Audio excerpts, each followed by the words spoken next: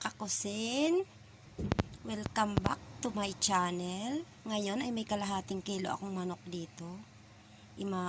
Titimplahan natin at piprituhin natin. At ang gusto kong menu ngayon mga kakusin ay chicken with kangkong. Kung paano lutuin ay panoorin nyo mga kakusin. Pasensya na kayo sa sobrang busy ko. Ngayon lang ulit ako nakapag-upload ng aking menu. Shout out sa mga subscriber ko at sa mga mga bago ko palang subscribers. Shout out sa inyo. At sa mga luma kong subscribers, shout out din. Simulan na natin ang pagtitimpla. Lagyan natin ng oyster sauce. Ito ay lalamasin natin para iprito muna. Kakusin.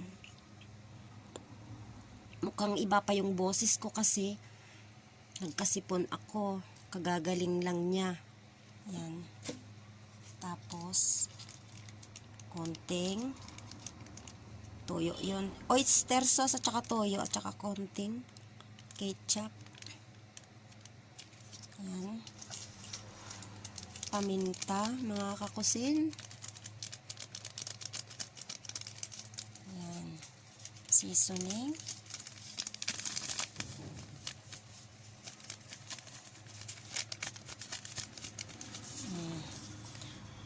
Ngayon ay lamasin na natin at malinis ang aking mga kamay. Lamasin na natin at ating ipiprito mamaya. Ito'y hinugasan ko ng mainit na tubig mga kakusin ang manok para hindi siya malansa. Lamasin natin siya.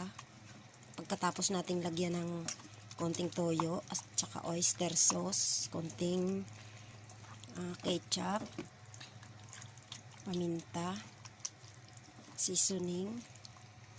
Yan. Yan ay siguradong hindi yan malansa kasi hinugasan ko ng mainit na tubig mga kakusin. Yan. Yan. Atin ang ipiprito. Naghanda na ako ng mainit na kawali. Ayun, oh. Yan.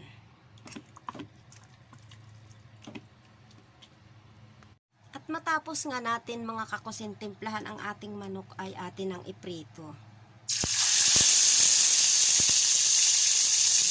Ipritos natin siya ng bahagya mga kakusin.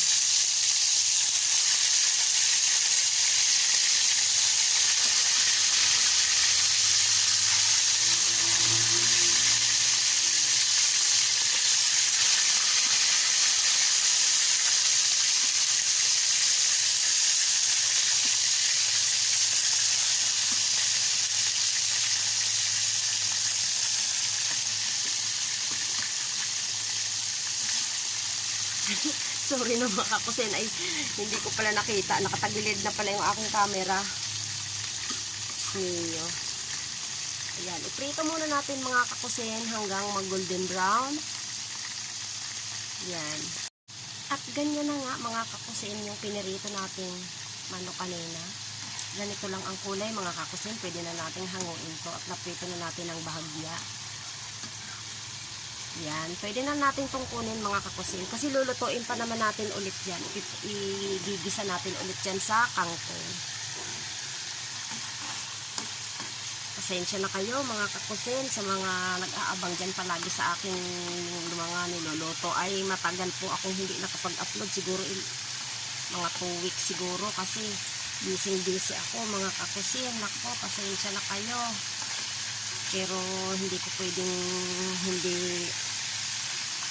magluto dito sa inyo at para alam ko namimiss nyo ako mga kakusin. Shout out sa inyo sa mga subscriber ko dyan. Ayan. Igigisa natin yan. At ngayon nga mga kakusin ay naghanda na tayo ng mantikang mainit at ating igigisa na yung manok na pinirito natin kanina. Gigisa na natin kasama ng kangkong. Alam niyo mga kakusin, pagka nagtitipid kayo ay makabili lang kayo ng kaunting manok or isang hitang manok or kalahating manok ay pwede nyo lang gawin ito mga kakusin. Kasi para makatipid tayo, alam niyo naman mahal ang bilihin ngayon. Gusto nating makatipid ay gagawin natin ang lahat para makatipid tayo. ay ganito ang ulam na gawin nyo para makatipid kayo mga kakusin. Tapos ay ang super sarap pa. I-try nyo mga kakusin.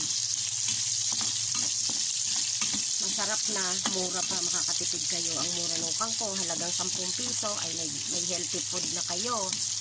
Ayan. Ayan mga kakusin. Lagay na natin ang chicken kanina. Ayan. Tapos, ang kangkong. At yan naman ay luto na at naprito na. Ugasan lang nating maigi mga kakusin ang kangkong at isa-isahin. Baka sakaling may nakadikit pa dyan ng mga insekto. Ayan. Ay hugasan nating maigi para makasigurado tayo.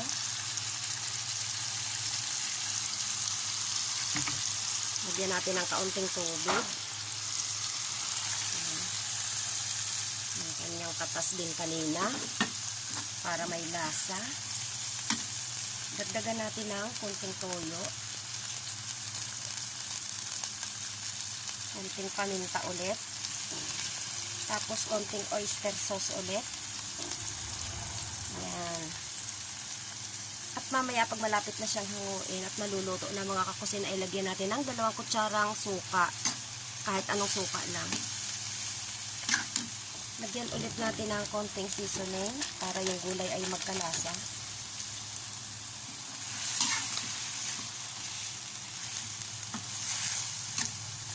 Ganyan lang mga kakusin magluto ng simpleng ulam. Healthy na.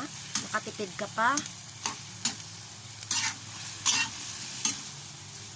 Ay, ang sarap nito mga kakusin pag ito ay natikman nyo. Super.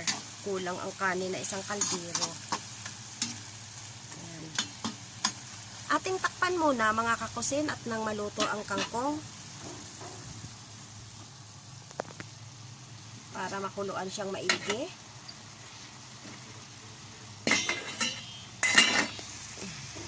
Kuhaan na natin ang takip.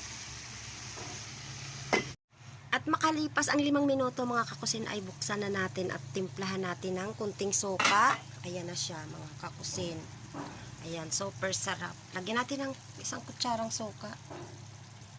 Vinegar. Haluin natin. At luto na ito mga kakusin. Yan, diba?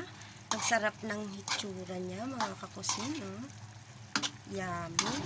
I-try nyo na ito mga kakusin. Ito ay sa version ko. At super ang sarap. Manamis-namis. Dapat nga nito mga kakusin, meron pang mas masarap pa ito kung may tokwa itong kasama. Yes, magprito kayo ng tokwa at ilagay nyo sa toppings niya. Mas masarap siya mga kakusin. Hanggang dito na lang ang aking pagluluto ng chicken with kangkong. Maraming salamat sa mga panonood nyo. Ito ay sa version ko. Bye-bye! Yung mga hindi pa nakasubscribe, mag-subscribe na kayo at i-click ang notification bell para updated kayo sa aking mga bagong upload. Bye!